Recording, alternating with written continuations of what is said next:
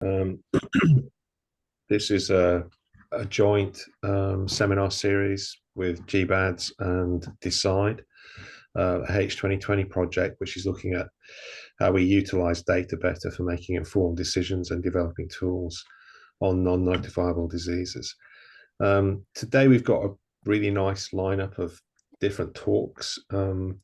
Cecile Walde from the Norwegian Veterinary Institute is going to talk to us about her work on sea lice, and that's going to be followed by Annette Boerlage from SRUC in Scotland, who's going to talk about the tools she's developing with regards to informing decisions in the Scottish salmon industry. I think I'm correct in saying that.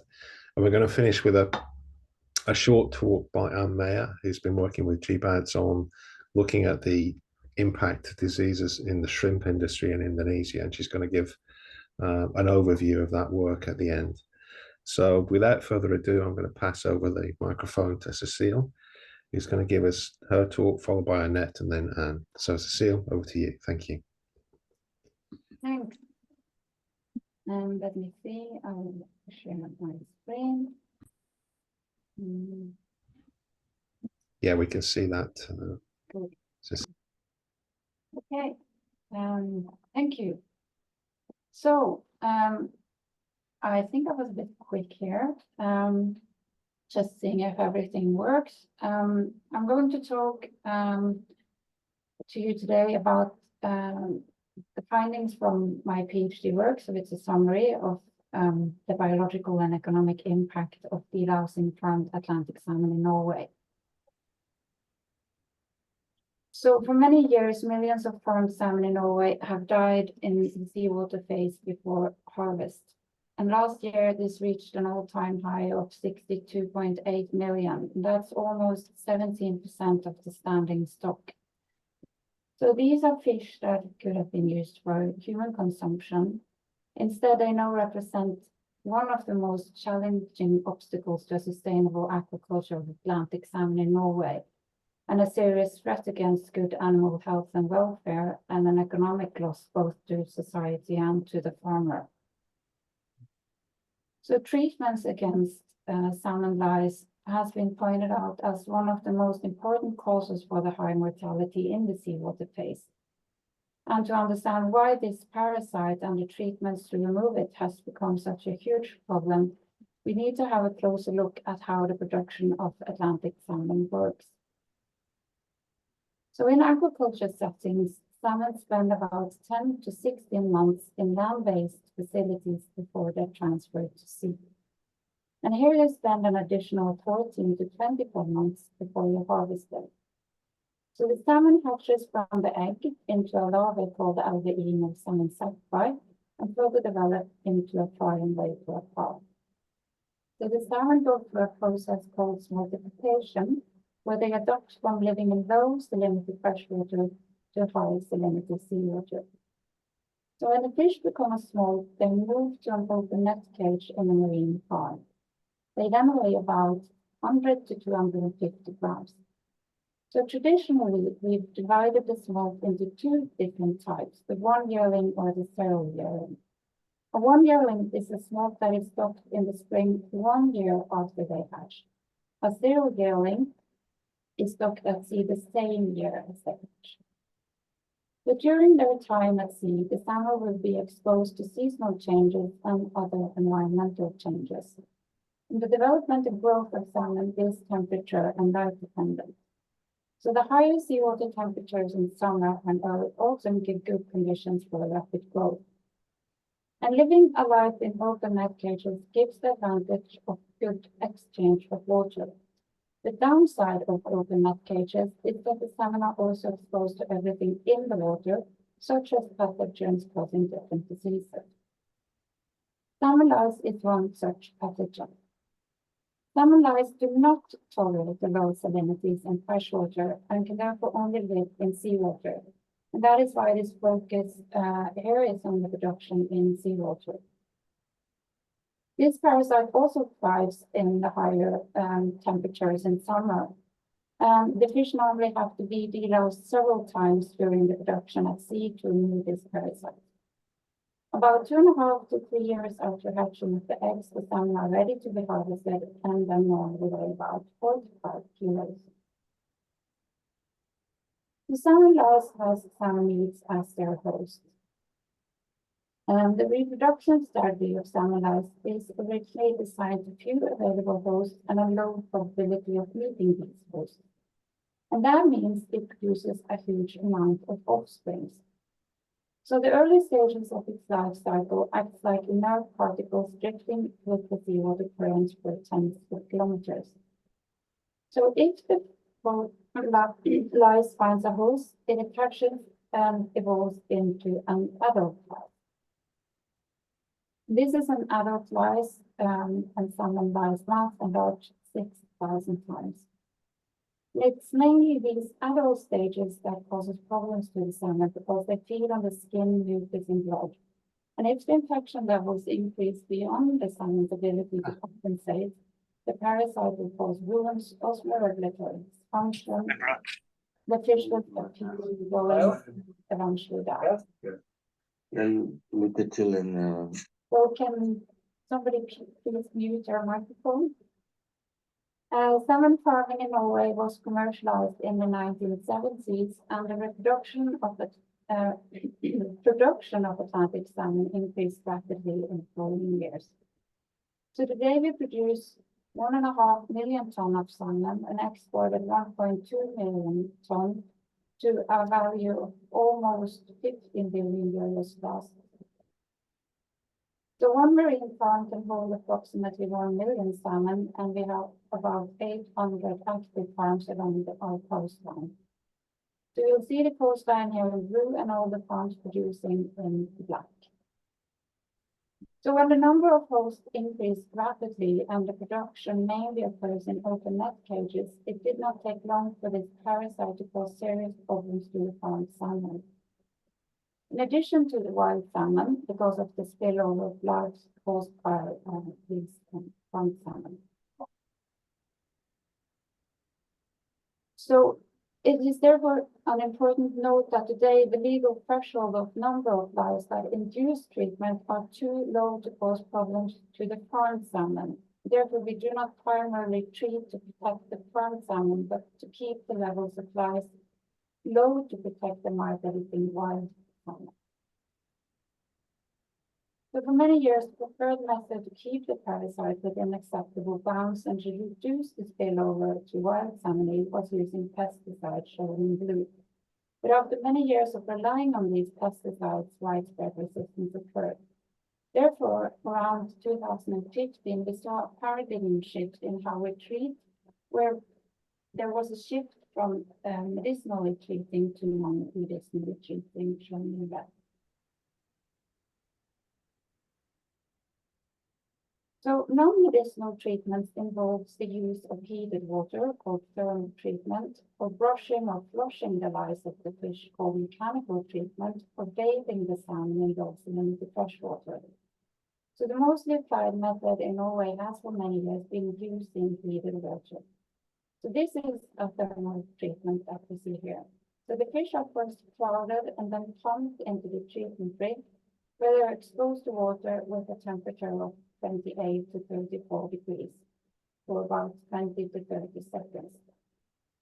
So reports from field has been that this and mechanical treatments are quite harsh on the fish, causing stress, panic reactions, wounds, trauma, and episodes of increased mortality.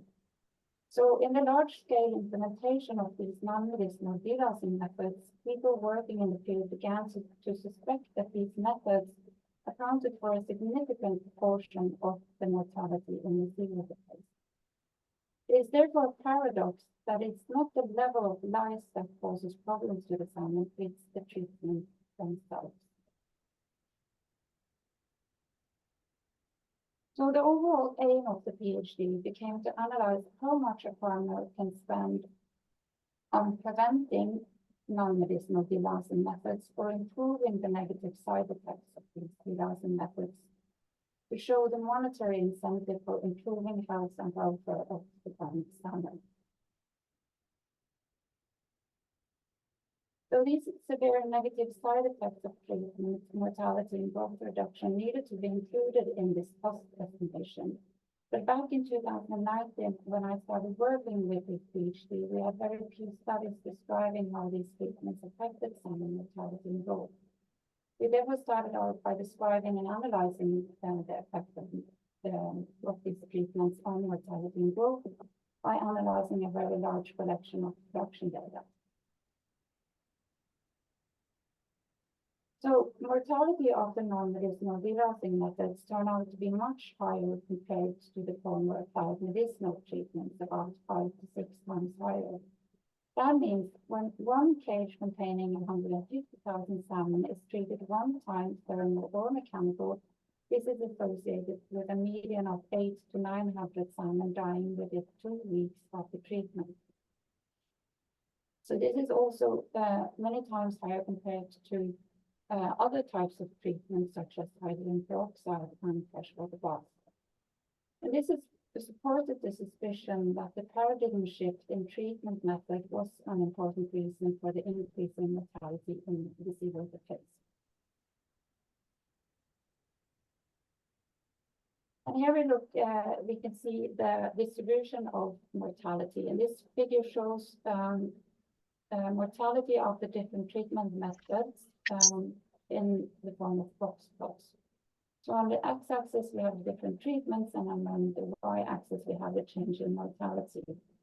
And the red reference line indicates no change, which means that mortality is the same after treatment as it was 1 week before treatment.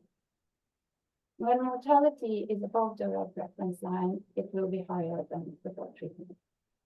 And we calculated the change in mortality 1, 7, and 14 days after treatment. So what we see here is that we can expect elevated mortality after all of the 6 different delousing methods. The median is the highest for the non-medicinal treatments, and the distribution is positively skewed, which tells us that there are episodes of very high mortality after treatment. And the variation in mortality is especially high between the different thermal treatments. And this tells us that there is a potential for improvement if we can find important factors that contribute to high mortality when thermally treating. So when treatment is associated with increased mortality, it's also reasonable to believe that the appetite of the salmon would be affected negatively as well. So this graph shows the number of days after treatment on the x-axis and the change in growth at the y-axis. So the red reference line at 0 shows that the growth is back to the same level as it was before the fish was treated, and everything below the reference line would be decreased growth. So the fact that the appetite was negatively affected turned out to be true, as it took on average 7 days to return to baseline growth rate. And when we stratified this on treatment method, it took about 3 days to return to the same growth for medicinal treatments, but much longer for mechanical and thermal treatments, about 8 to 11 days. So we can transform the estimates from a regression model we did in this study to absolute number of losses in grams per fish. So for example, if we non-medicinally treated a 1 yearling stock in 2017 weighing 3 kilos at a temperature of 10 degrees in the sea, growing at a rate of 3.5 per treatment, a week of starvation would cause a loss in weight gain of 155 grams per fish, and a suboptimal appetite the week after treatment would cause a growth reduction of 53 grams plus minus 7 grams. And this means that within this 2-week period, the fish has a weight gain loss of 208 grams. So if we have one cage of 150,000 salmon, and this is treated one time non-medicinally, that means we have a weight gain loss of over 31,000 kilos, which is about 6% of the total biomass. And as I said, the fish needed to be treated several times during the production at sea. There's also a huge variation in growth as it was with mortality. And we can look at what the potential short-term gain in biomass would be if a farmer could improve offering treatment. And moving from the 5% worst performing to the 5% best performing would mean a short-term biomass increase of about 20,000 kilos. So we took these distributions and apply them in bioeconomic model to look at the economic impact of the biological losses. And we did this by making population simulation. So we simulated a production of a cage containing 150,000 salmon, and the baseline scenario consisted of a population of this 150,000 salmon in one cage that were non-medicinally treated 4 times the secondary seed. So you can see here, we made this one scenario for 1 yearling, and we have another scenario of 0 yearling, both treated 4 times and harvested equally after 488 days. And the weighted stocking number of fish stocked, baseline monthly mortality and monthly growth rate, days of starvation prior to treatment and production length were all fixed. In addition, and then we also have the mortality rate and growth rate of the treatment that were stochastic based on the distributions that we had from the 2 prior studies. And we also incorporated seasonal change in the model. That's the blue line here, that's temperature. And we decided when to treat and how many times to treat based on the descriptive statistics from this production data set. So the only thing that changed between the baseline model and the different scenarios were the number and type of treatments the fish were exposed to. So the output from this biological model were weighted number at harvest, biomass of dead, feed amount used, and treated biomass. And we put this into an economic model where the economic input variables were sales price, slaughter cost, handling of dead, feed prices, and treatment costs. And all of these were deterministic, but for the sales price, we categorize them by weight class because you get more money for larger fish, and also we categorize the treatment cost based on treatment category.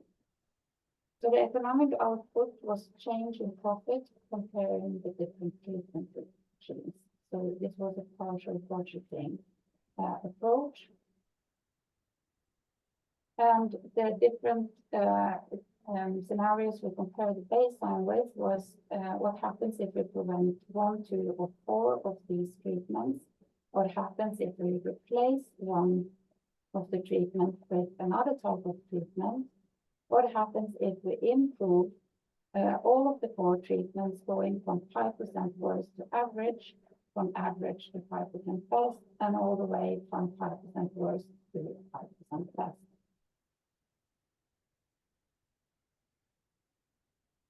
So here's the output from this bioeconomic model. And you see here a box plot of the profit change for a 1 gallon production.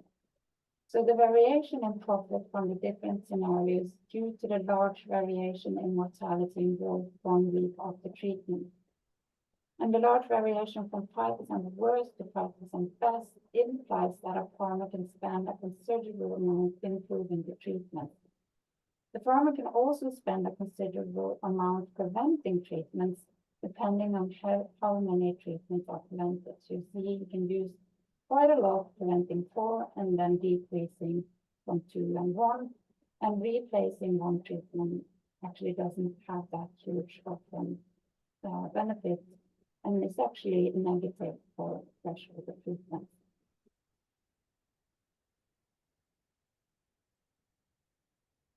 So if we have 4 thermal treatments per production cycle per cage, and remember that there are several cages at one farm.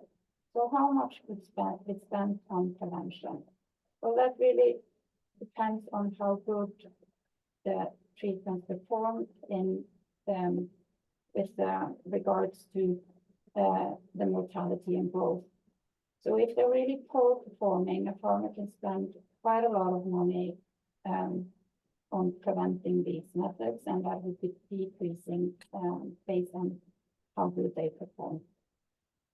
And how much could be spent on improvement? Well, that really depends on how much the farm is able to improve the methods. So also here, going from poor to good, means 5% worse to 5% best, you could spend quite a substantial amount on improvement. So there's been a lot of focus on preventing these methods, but there's almost equal monetary incentive for improving these methods, and that's really an important note for farmers in Norway. So to end this, poor fish health and welfare is an important cost. We see that when we implement it in the study. And this is also a cost that will keep on running until something's going to reduce it. So with that, I just want to thank, of course, my supervisors and DECIDE for funding this research. For me, thank you. Thank you, Cecile. We're going to hold questions after the talk. So if you have burning questions, perhaps if you could put them into the chat, that will be good. Cecile, just to let you know, your microphone is a little bit fuzzy. So while you're listening to Annette, perhaps you could just have a fiddle with that. I'll be grateful. Okay, I'm going to pass over to Annette, and we'll listen a bit more about tools. Thank you.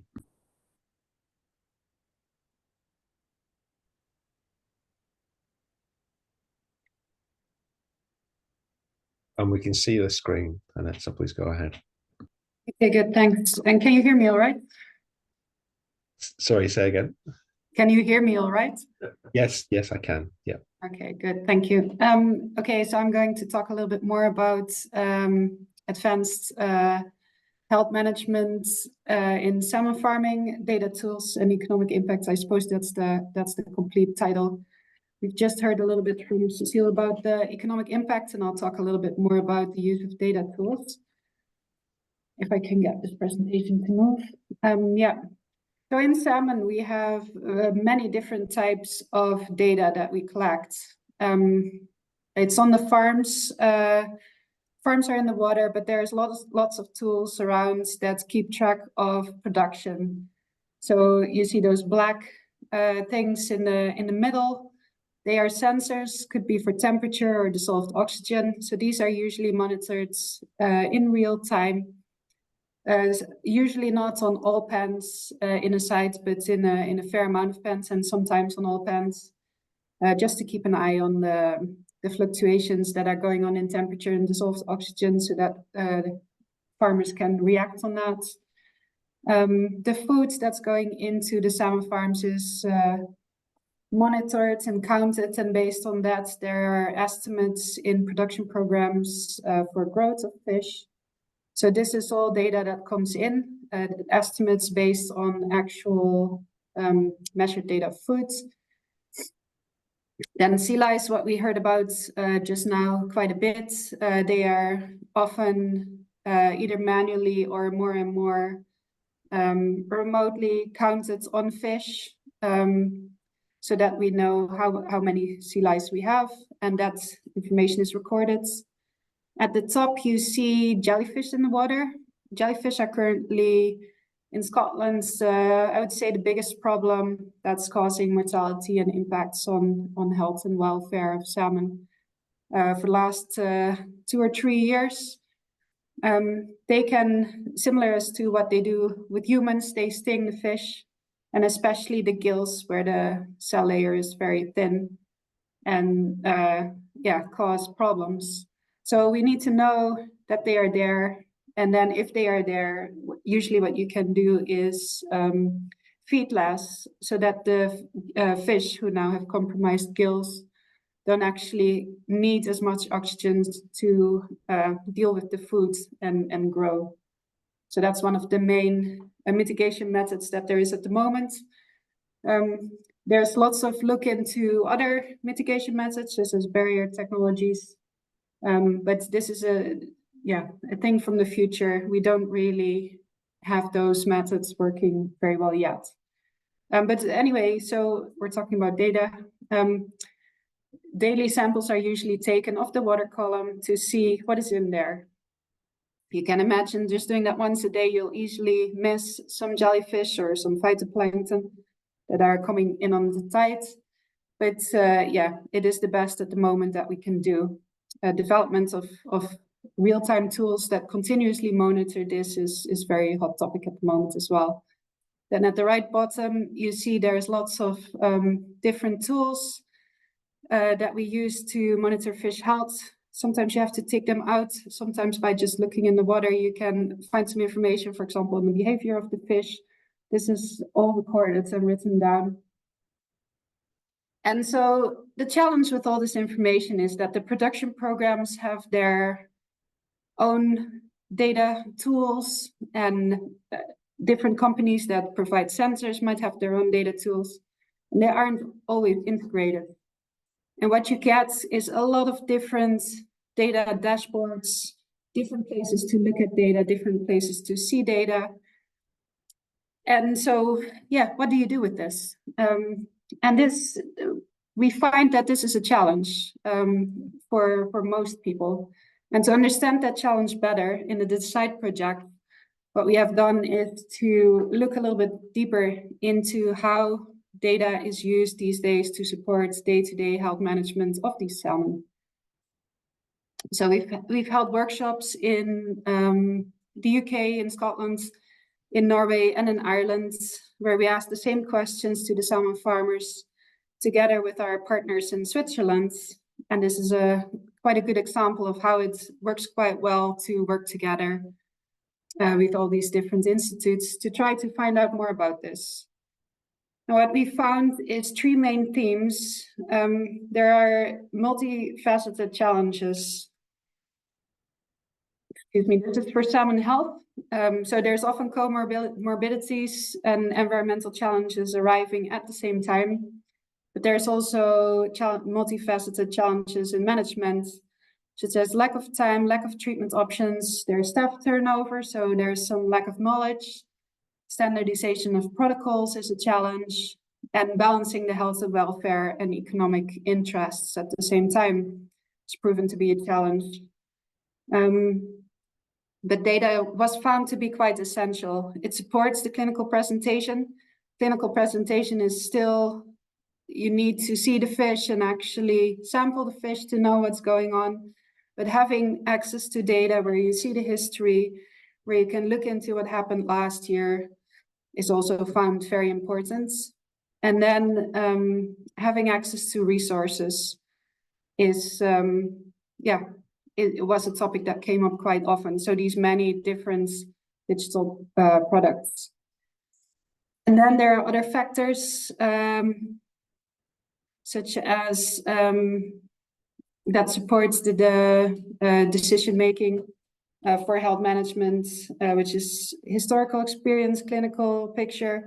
And this historical experience is quite important because there's quite a bit of turnover. And then if you lose people, you lose the knowledge of what happened. And of course, that is still there in data. But you can't ask people about this anymore, whereas that is relied upon quite a bit. There are economical and ethical considerations, and of course there's legislation that also determines what health management looks like. Now we've hung some of that up on the data life cycle. So if we start at the right top, there's data generation, collection, recording, and uploading. And it was found that it was very important to do this timely, context-based, and that the data needs to be standardized and the data quality needs to be very good. And I'll come back to that a little bit later. Data access is important. once data goes into programs, it's not always actually possible to go back to the raw data if you want to see something specifically, perhaps strangely enough, because it's all processed into dashboards where sometimes you miss the ability to see certain things, or you cannot export them to connect them to other data. Data management, it's important that that is user-friendly. And then the data analysis itself, it was very important for the stakeholders that we talked about, that visualization is very intuitive, doesn't need a lot of explanation, and that analysis and interpretation is doable as well. And then data sharing is important. Most of the data is very sensitive because it is why you make profit as a company. So data sharing between companies is very rarely done unless there are health challenges, and then usually it's not the raw data that is being handed over, but there's just discussions taking place. But if there's co-benefits, such as, for example, in research projects, data sharing happens. Legislation and regulations are very important.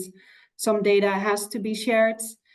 For example, with the governments in Scotland and Norway, there is monthly overviews from all the sites of mortality and production numbers and escapes and different types of data. So it is in the legislation that certain data has to be provided on a monthly basis. And misuse and misinterpretation of publicly available data is a big concern for all parties. And yeah, that is a topic that keeps on coming up. So it's very good to be aware of that. Data quality is a key that many people came back time and time again, because if the data underlying all these tools and dashboards isn't of good quality, what do they actually mean? What do they tell you? How good is this information? So this is a big concern for stakeholders, and something companies internally work at quite a lot to keep the data consistent, to validate measurements, etc., etc. So if we think a little bit about data tool development in general, data tools need to be stakeholder specific. In our case, we talk to health managers, production managers, and inspectors from the government and certification bodies. And all these stakeholders require different types of information, different types of dashboards, because they have different needs. They need to be simple. They ideally integrate it into existing software so that you don't get yet another dashboard to look at. They need to be time saving, because if they're not, there are other ways to look at the data, and time is always short. Visual dashboards are of interest of most people, where you can easily see what's going on. And they need to include a selection of only the relevant information. So not everything, like my example in the beginning, where you just drown in the amount of information. So this is what we learned, and that was very interesting. We're writing a paper about that information from these workshops, and we expect that to come out, or at least be submitted sometime in the not too distant future, but certainly later this year. I'll give you a few examples of what data tools could look like that our stakeholders find quite useful. This is an app that we developed to look into gill scores. Gill problems are one of the most important health challenges today. And you take the fish out, you sedate them, you take them out, and you look at the gills, and then you give them a score. And these scores run from 0 to 5. And this example gives the score for AGD, amoebic gill disease. And we've given them a tool that can help farmers develop surveillance strategies.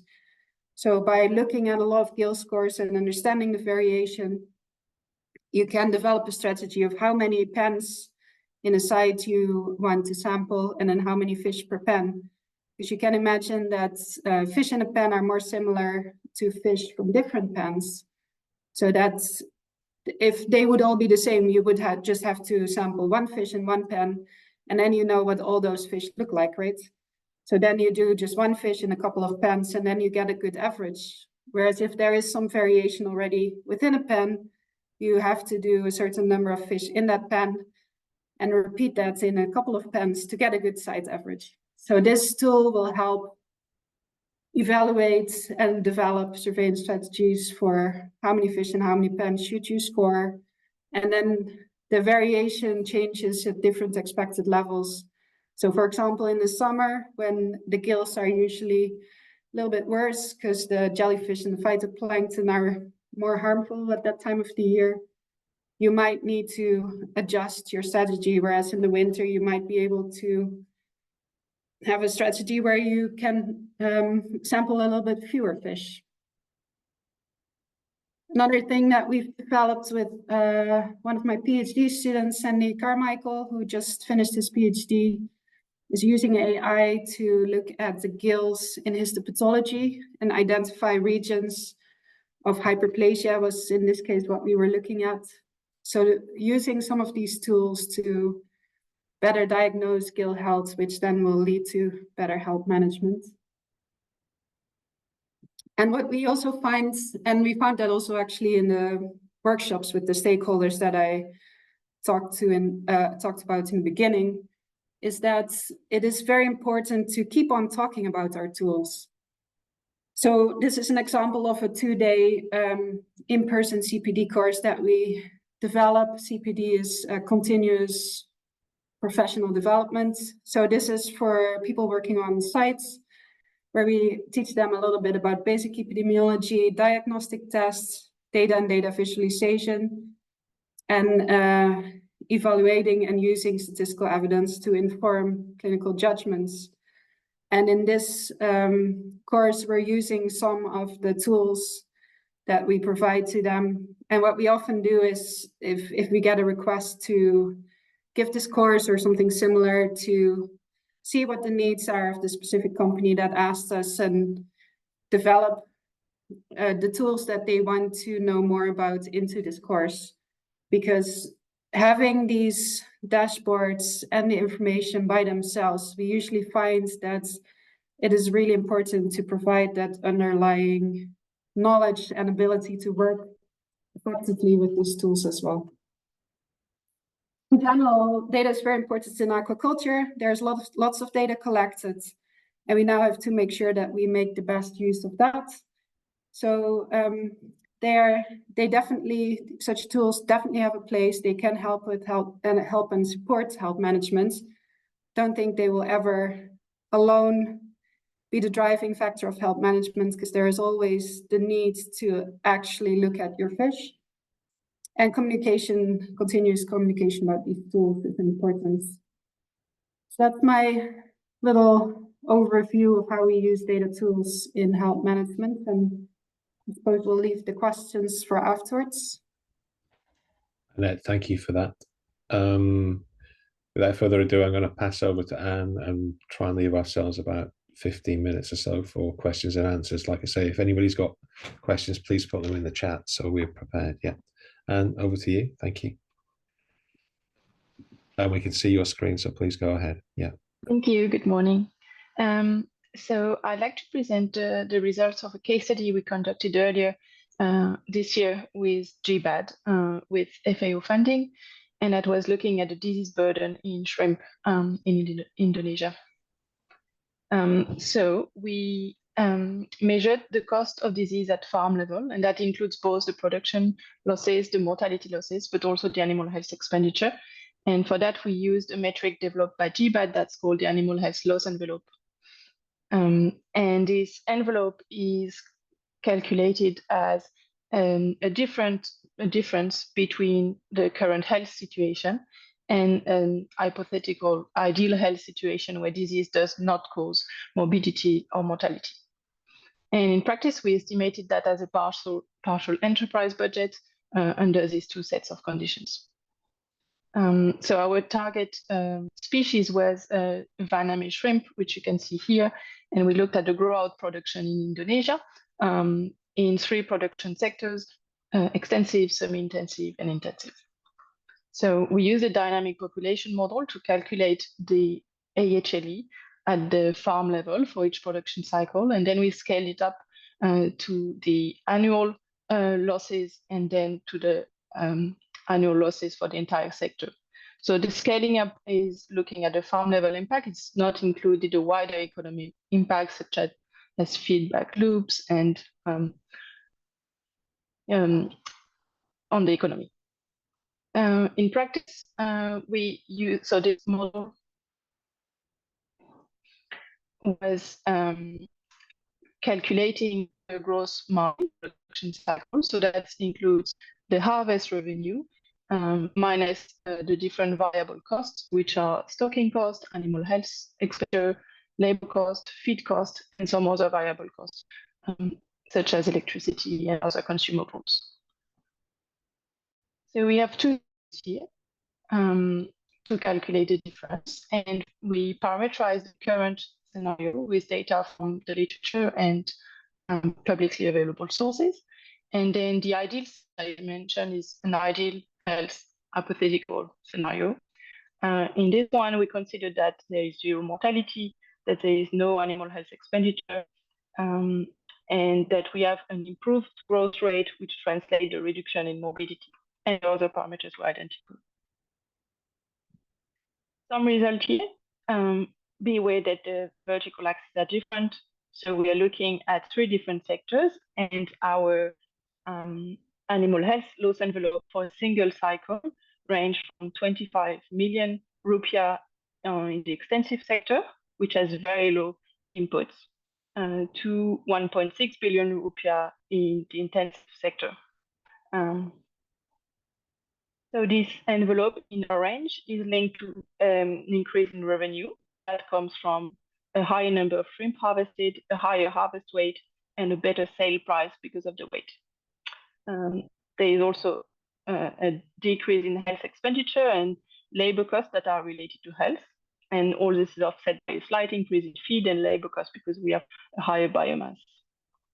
When we scale this up at the national level, we have an AHLE that is about 23 trillion rupiah, and that's about $2 billion when looking at 2022 prices.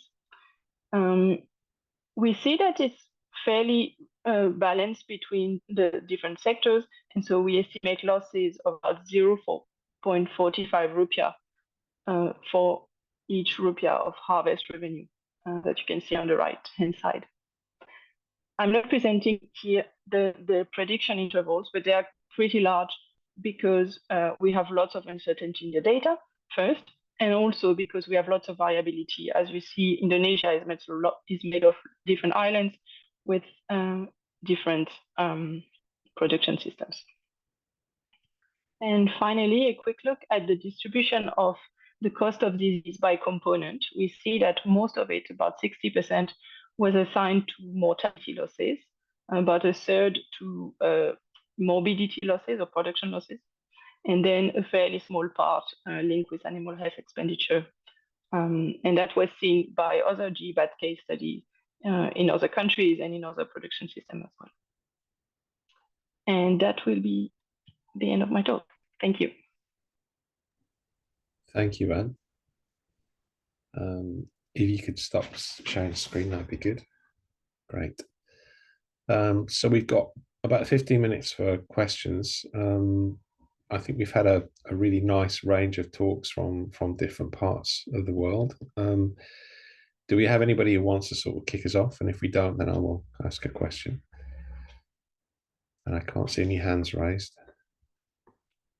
So, Cecile, I'm going to go to you first. When you did your analysis, what was the baseline you used to check the sort of changes in profitability with the different treatments? Viviana? Yeah. Is my sound better now? Yeah, it is. Yeah. I hope you heard something from the talk, but yeah. The baseline was one cage with 150,000 salmon, and they were treated 4 times. So this was compared. The only thing that changed from the baseline and the other scenarios was the number of and type of treatments. Okay. So the profit change is changing, is the change due to changing either a number of times they were treated or which treatment they were treated with, and also the range going from 5% worst to 5% best. So it's the range in the data set. Okay. And just one other thing, DECIDE is tasked as well of looking at the environment, not just looking at the farm level cost issues.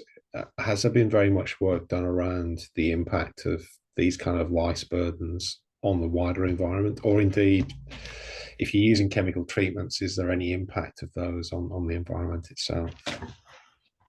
Yeah, there's been when these medicinal treatments were used priorly, there was a lot of discussion on the impact on wildlife, crustaceans like shrimp and crab and so forth. And but this is not that huge of an issue anymore, since the main way of treating is non-medicinally. And if they treat medicinally, they do this in closed well boats. So I don't think that is a huge issue. The issue now is the impact the number of lice has on the wild fish. And I don't know if there has been any assessment on the economic impact of this, but there's a lot of discussions, and quite recently, almost all of our rivers in Norway has been closed for fishing wild salmon. And this is a huge impact on tourism and the owners of these rivers' economy. So it's basically the wild fish, that impact of lice and spillover from wild farmed salmon to wild salmon. That's the main issue here. Cecile. Hedin, you have a question? You're on mute. Thank you, Cecilia. I was just wondering, why did they close them? To protect the wild salmon, because they become too rare, or? Why they closed the rivers? Mm-hmm. Yeah, there are just too few. There are too few wild salmon now that they can be fished by tourism, and so that's the reason why they closed the rivers. Yeah. Okay. I had a more general question, and I'm not sure who can answer them of the 3 speakers. Thank you for your excellent presentations. Very interesting and very nicely matching. I was. If you look at the figures, the economic figures, there's huge losses, right, through mortality and morbidity and growth reductions. So you think, well, there's a lot of money to spend to prevent those losses. But are there options? What else could they do to prevent those losses? I mean, if you look at the sea lice treatments, they cause huge mortality, but can they do something else? Or can they prevent the shrimp from dying? They can't prevent the fish from jellyfish. So, I mean, yes, we see huge losses, but can we do something about it? That was my general question. Anybody want to pick that up? I could make a start. I think we also have to remember that just the biology of the fish is so that they start out with a lot of little fish. And so in general, there is a certain amount of mortality expected also in the wild fish.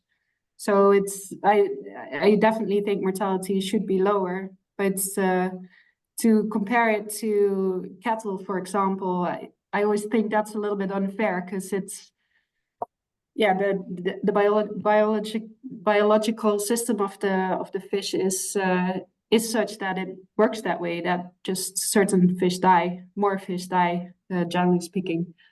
But yeah, I think it's always trying to keep fighting the challenges and try to find solutions to prevent mortalities happen and production loss, and especially in the later stages when a lot of resources have already gone into the fish.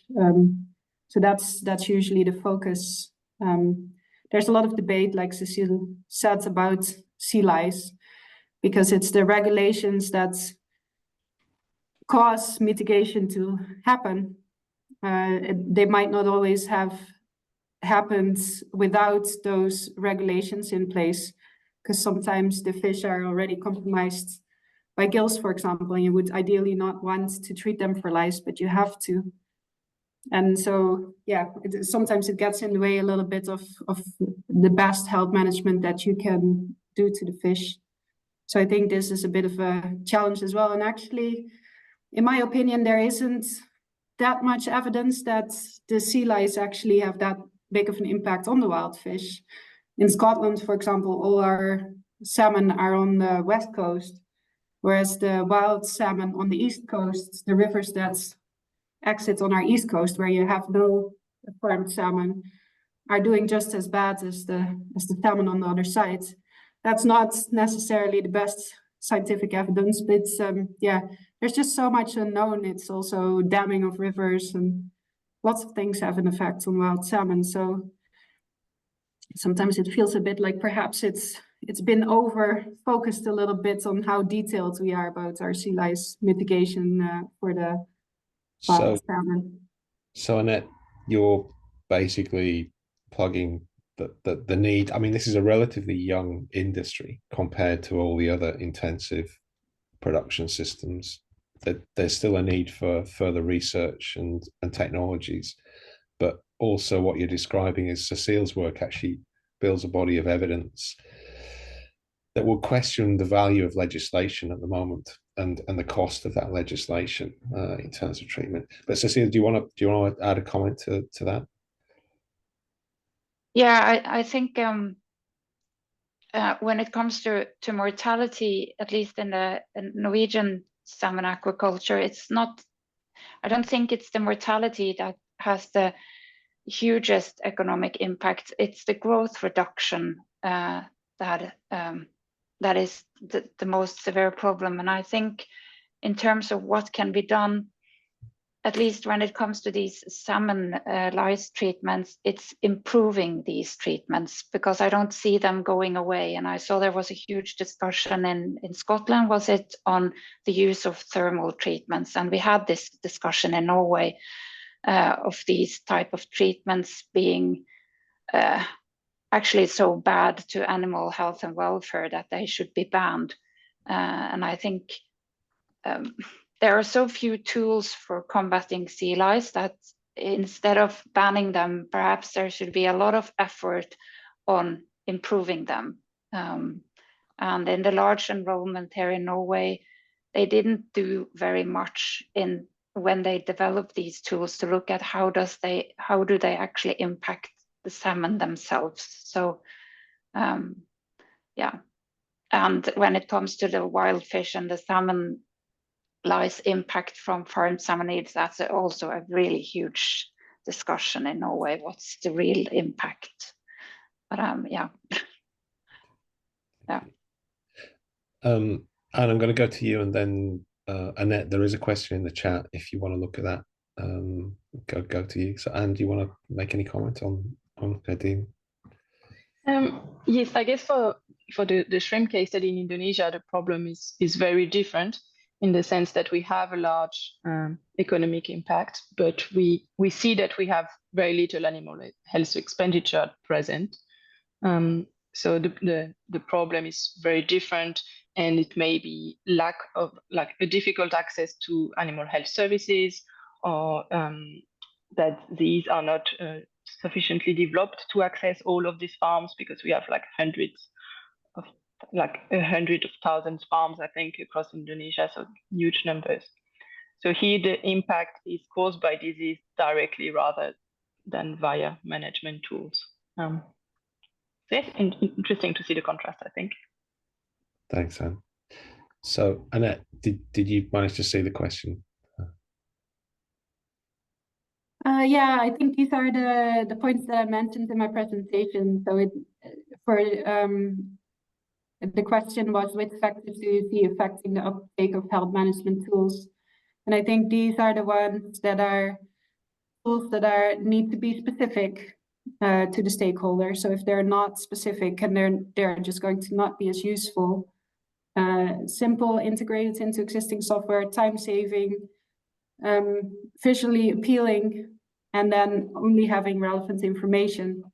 And then what we also see in addition to that is that the support and the explanation that you provide with the tools is very important. I don't see anybody's hands up. There's been a request for presentations to be circulated. I think at this stage, with regards to the work that Anna's presented, we're still under some obligation with FAO about whether we can release that or not. But I'll leave it up to Cecile and Annette whether they want to share their presentations. Peter, you've asked a question. Yeah. I don't know who wants to take that, Cecile, Annette. Okay, when salmon die, they float to the bottom of the cage, and so daily or in the summer, sometimes more frequently, they are being collected, counted, and taken to land and discarded according to the regulations that are in place. Yeah, I've got a question for you, Annette, which is the problem of sea lice as big as in Norway and Scotland? And also, what's created this problem with jellyfish and phytoplankton? Because I think, isn't that relatively recent? I understand. The answer on your first question is that every salmon producing country has legislations in place to deal with sea lice. So in every country, there are mandatory sea lice thresholds. So there is treatments. So this is the case in Norway, Scotland, but every other salmon producing country has adopted regulations. Sometimes there are slight differences between the thresholds, but yeah, this is quite strict everywhere. And methods, as soon as there's a method that is proven to be a little bit better, that is always directly implemented. And sea lice have the tendency to become resistant to anything quite quickly. So, for example, heat resistant, if you're talking about heat methods. And so changing methods is also quite important. Zooplankton and phytoplankton are more of a problem now. There's a lot of different thoughts about this. One of them is that zooplankton are not visible with the naked eye, especially the little ones that are causing a lot of harm, the micro jellyfish. So there have always been gill problems, and we may not have been aware of this actually being a problem for a long time. But we definitely see a big increase lately, and climate change could be a cause, but there are lots of other thoughts. For example, it could be that overfishing has caused disruption in the ecosystems in the oceans, which is why there are more jellyfish now, because they are not eaten by whatever eats them. If you go read upon there are very, very interesting theories. There might be 28 yearly cycles in which they appear more. It was one of the things that I read at some point. So yeah, I don't think we can actually say this causes it. But we know that, for example, on the west coast of Canada, this has been a problem for a lot longer. So all farms have standardized bubble curtains that mitigate this. And now in Europe, we're starting to look into using that technology here as well. So that could be something that will appear more and more in the future. But yeah, it is not working quite well for us yet. Right. Well, I hope everybody agrees. I think this has been a great session, and thanks so much to Cecile, Annette, and Anne for their presentations. And we'll get in touch with you about whether we can circulate presentations in the near future. So thank you very much, Mike and Jamuna, for organizing this, and thank you for the presenters. Yeah. Okay. Enjoy the rest of the day, everybody. Thanks. Bye.